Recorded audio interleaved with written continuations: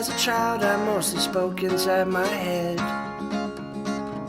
I had conversations with the clouds, the dogs, the dead.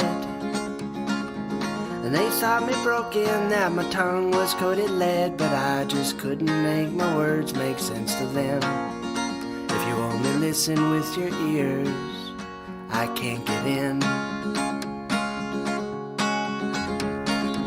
And I spend my evenings pulling stars out of the sky, and I'd arrange them on the lawn where I would lie. And in the wind I'd taste the dreams of distant lives, and I would dress myself up in them through the night, while my folks would sleep in separate beds and wonder why.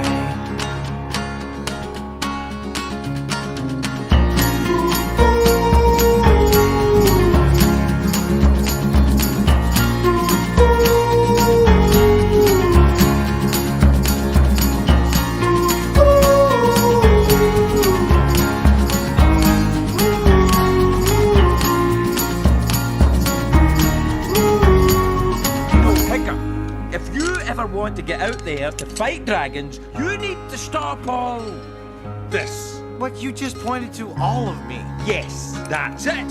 Stop being all of you. No more of this. You just gestured to all of me.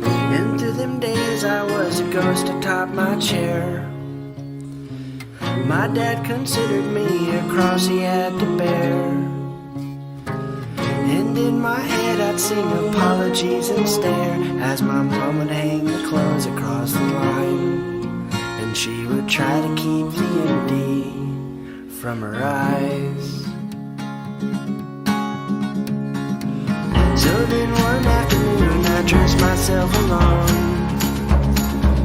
I packed my pillowcase with everything I owned, and in my head I said goodbye, then I was gone, and I set out on the heels of the unknown, so my folks could have a new life of their own.